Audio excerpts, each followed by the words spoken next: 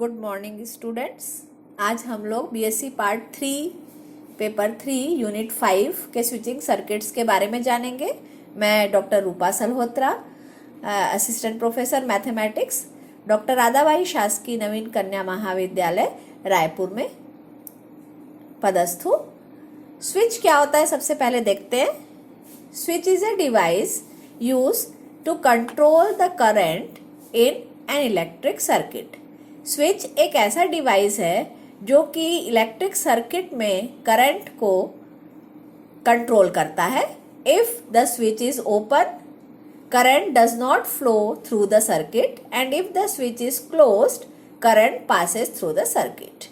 यदि switch open है या ऑफ कंडीशन में तो आप करंट नहीं मिलेगा, और यदि स्विच क्लोज्ड है या ऑन कंडीशन में तो करंट पास होगा सर्किट से। यहाँ देखिए ये स्विच ए है जो कि ऑफ पोजीशन में है, तो इस स्थिति में यहाँ पे करंट फ्लो नहीं होगा। और यहाँ देखेंगे आप कि स्विच क्लोज या ऑन पोजीशन में है तो करंट फ्लो होता है। जैसा कि घरों में भी आप देखते हैं, स्विच ऑन करने पर ही आपकी फैन या लाइट चलते हैं और ऑफ करने पर बंद होते हैं।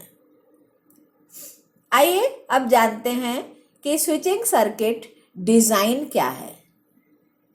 Switching circuit design means 2 points of electric circuit connected by wires and consisting of a finite number of switches।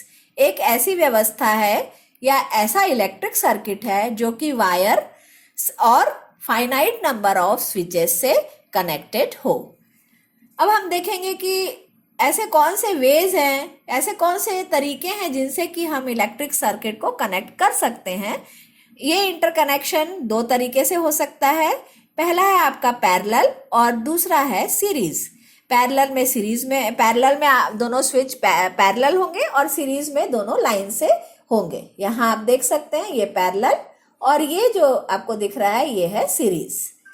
क्योंकि switching circuit design Boolean algebra पे की एप्लीकेशन है तो हम उसका स्विचेस की अवस्था के अनुसार करंट फ्लो की स्थिति निकाल सकते हैं। जब स्विचेस X और Y पैरेलल में कनेक्टेड होते हैं, जैसा कि आप यहाँ देख रहे हैं, तो उस केस में करंट कब फ्लो होगा ये देखिए। हमने स्विचों की स्थिति रखी है, खुली के लिए, बंद के लिए हमने ऑन पोजीशन को 1 से लिया है और ऑफ पोजीशन को हमने 0 से डिनोट किया है। तो स्विचेस की स्थिति हमने यहाँ पे ली है जो 4 केस पॉसिबल है। जब दोनों खुले हैं, दोनों बंद हैं, दोनों खुले हैं, एक बंद एक खुला है, ये 4 कंडीशन हमारे पास हैं।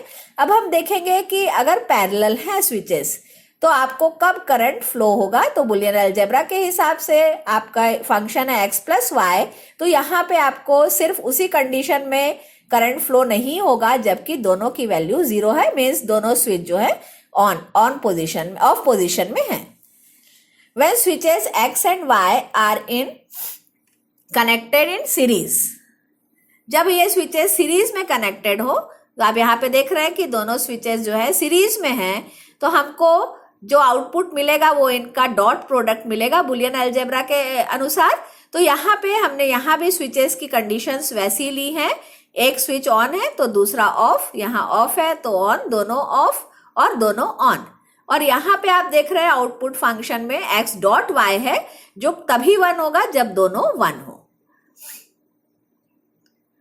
आगे हम देखते हैं कि switching circuits and function of 3 switches. अगर हमको 2 से ज्यादा स्विच दिए हैं तो उस केस में हम कैसे सर्किट से फंक्शन निकाल सकते हैं। एक केस देखिए आप, पहला केस है जैसे अगर आपके 3 स्विच दिए हैं और फंक्शन हमको निकालना है, तो यहाँ हम देख रहे हैं कि तीनों स्विचेस हमारे जो दिए हुए हैं ये आपस में एक दूसरे से पैरेलल हैं। इसलिए जब हम बुलियन फंक्शन लिखेंगे तो f of x y z equal to होगा आपका x + y + z। Switching circuits and function of 3 switches का अगला केस हम देखते हैं। यहाँ आप देख रहे हैं कि x जो है यहाँ सीरीज में है इनके साथ, लेकिन y और z आपस में पैरेलल हैं। तो यहाँ पर जब हम बुलियन फंक्शन ज्ञात करेंगे तो सीरीज के साथ ये दोनों पैरेलल में होने हैं, इसलिए यहाँ पे आपको मिलेगा y + z और x के साथ ये रहेंगे डॉट में। ये फंक्शन हमको मिलेगा x dot y plus Z.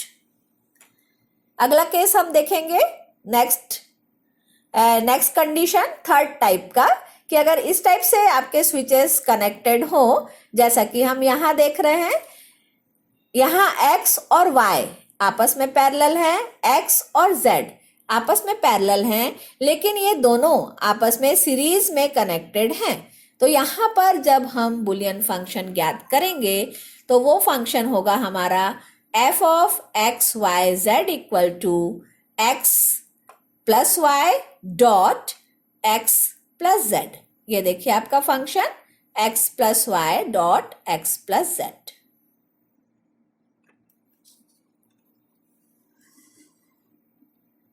इसी में एक और केस हम देखते हैं। यहाँ आप देख रहे हैं कि तीनों स्विचेस जो हैं वो आपके सीरीज में हैं, तो यहाँ पर हमको जो फंक्शन मिलेगा वो मिलेगा x dot y dot z। ये हो जाएगा हमारा बुलियन फंक्शन जब तीनों स्विचेस हैं सीरीज में हैं। आगे हम देखते हैं इक्विवेलेंट सर्किट्स।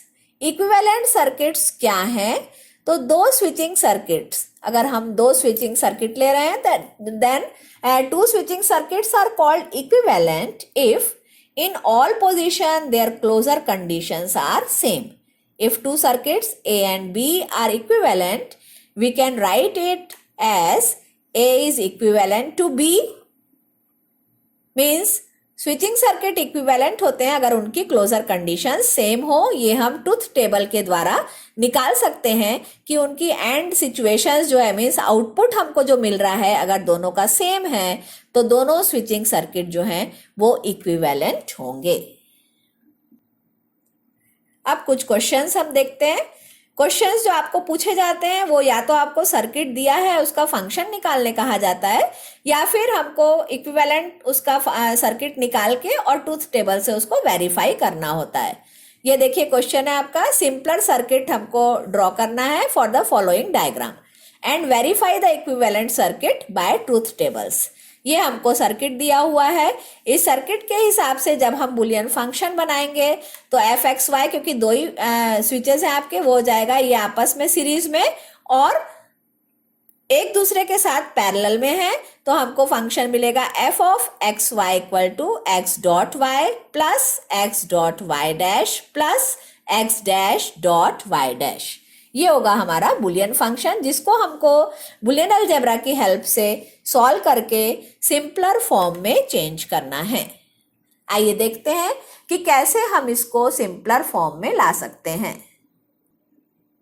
अब हम इसको सॉल्व करते हैं। एफ ऑफ एक्स वाई हमारे पास है x dot y plus x dot y dash plus x dash dot y dash. हम इसमें अप्लाई करेंगे। आप देख रहे हैं कि डिस्ट्रीब्यूटिव लॉ इसमें अप्लाई हो रहा है शुरू के दो टर्म्स में। तो हमने यहाँ पे लिखा x dot y plus y dash plus x dash y dash. हर प्रॉब्लम को सॉल्व करते समय आपको राइट हैंड साइड में उसमें आपने जो प्रॉपर्टी या लॉ यूज की है उसका रीजन जरूर देना है। तो ये हमने यहाँ पे लिख दिया कि डिस्ट्रीब्यूटिव प्रॉपर्टी इसमें होल्ड हो रही है, उस कारण हम इसको ऐसा लिख पा रहे हैं। अब हम जानते हैं बुलियन अलजेब्रा से y plus y dash equal to 1 होता है, तो हमने अगले स्टेप में x dot 1 plus x dash dot y dash लिख दिया। यहाँ आपने रीजन दिया y plus y dash equal to 1। अगला जो हमारा स्टेप होगा वो फिर से हम इसमें x डॉट 1 को x लिख सकते हैं, तो हमने लिखा x plus x dash dot y dash. यहाँ पे हमने रीजन दे दिया। अब ये डिस्ट्रीब्यूशन लॉ फिर इसमें अप्लाई हो रहा है बुलियन अलजेब्रा से। ये हो जाएगा x plus x dash dot x plus y dash. Distributive law property आप यहाँ पे लिख देंगे इक्वल टू, यहाँ ये आपको फिर से मालूम है बुलियन अलजेब्रा से 1 हो जाता है, तो आपको मिलेगा 1 dot x plus y dash which is equal to x plus y dash.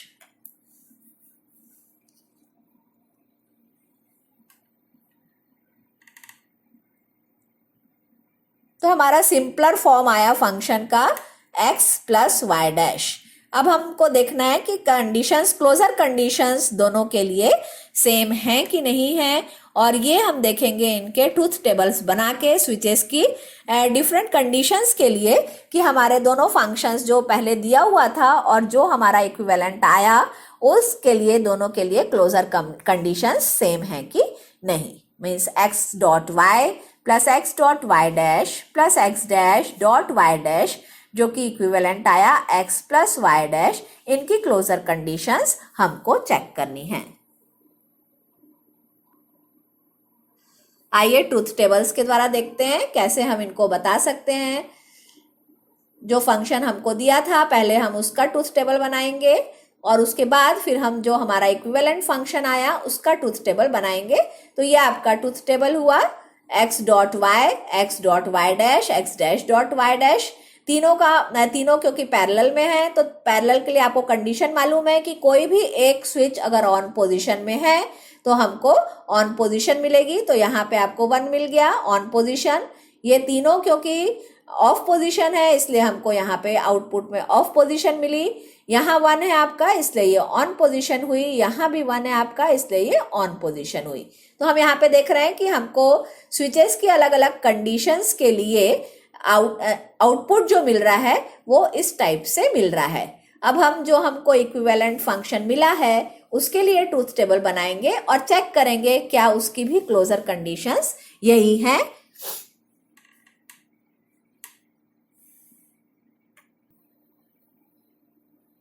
अब हम बनाते हैं टेबल इक्विवेलेंट फंक्शन का x प्लस वाई डैश। यहाँ आप देख रहे हैं कि हमको जो कंडीशंस मिल रही हैं वो x प्लस वाई डैश के लिए 1 0 1 1 means on off on on. तो हम देख रहे हैं हमने केस सेम लिए हैं स्विचेस के दोनों टेबल्स में और हमको एंड की जो क्लोजर कंडीशंस मिल रही हैं कि कब ऑन रहेगा कब ऑफ वो सेम मिल रही हैं। मीन्स हमारे जो दिए हुए दो सर्किट्स, हमने जो एक दिया हुआ सर्किट था और जो सिंपलर फॉर्म निकाला दोनों इक्विवेलेंट हैं।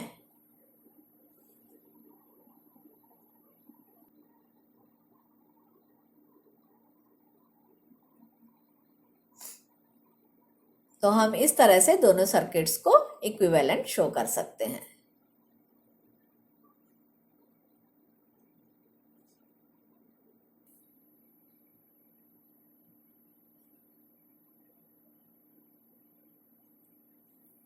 आइए अब एक और क्वेश्चन देखते हैं हम। Replace the switching circuit by simpler circuit. यहाँ भी हमको स्विचिंग सर्किट दिया है जिसको कि हमको सिंपलर सर्किट में रिप्लेस करना है। जिसको यहाँ पे आप देख रहे हैं कि स्विचेस पैरेलल में है और आपस में, लेकिन यहाँ ऊपर में आप देख रहे हैं दोनों जगह में x और y और x और z आपस में पैरेलल सीरीज में है लेकिन एक दूसरे के साथ पैरेलल में है।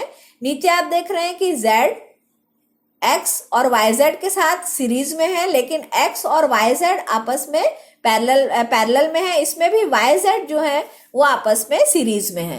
तो इसका जब हम आउटपुट निकालेंगे function of x y z, ये हमको मिल जाएगा x प्लस वाई डॉट, क्योंकि सीरीज है, x प्लस z, फिर बीच में आपका प्लस आ जाएगा z dot x plus y dot z। ये होगा हमारा आउटपुट फंक्शन। अब इसको क्योंकि हमको सिंपलर सर्किट बनाना है तो हम इसको सॉल्व करेंगे। फिर से हम इसमें बुलियन अलजेब्रा की प्रॉपर्टीज अप्लाई करेंगे। पहले आप देख रहे हैं कि इसमें हम डिस्ट्रीब्यूटिव लॉ लगा सकते हैं। तो हमने इसको लिखा x plus y dot z plus बाकी फंक्शन वैसे ही लिखा है z dot x plus y dot z by distributive law right side में आपको लिखना है। अब इसमें हमने, क्योंकि हमको मालूम है कि z dot 1 equal to z होता है या b dot 1 equal to b हम लिख सकते हैं, इसलिए यहाँ पे हमने किया x plus y dot z dot 1 plus z dot x plus y dot z. अब यहाँ पे फिर हम डिस्ट्रीब्यूटिव प्रॉपर्टी अप्लाई करके लिख सकते हैं x plus y dot z into dot 1 plus z. 1 plus z हम जानते हैं कि ये 1 होता है, तो हमको जो फंक्शन मिलेगा सिंपलर फंक्शन वो हो जाएगा x plus y dot z. Means हमको जो दिया गया स्विचिंग सर्किट है उसको सिंपलर फॉर्म में हम लिख सकते हैं x plus y dot z. और हम चाहें तो इनके ट्रूथ टेबल भी बनाकर बता सकते हैं कि दोनों सर्किट की क्लोजर कंडीशंस जो हैं वो आपस में सेम होंगी और इसलिए दोनों सर्किट इक्विवेलेंट होंगे।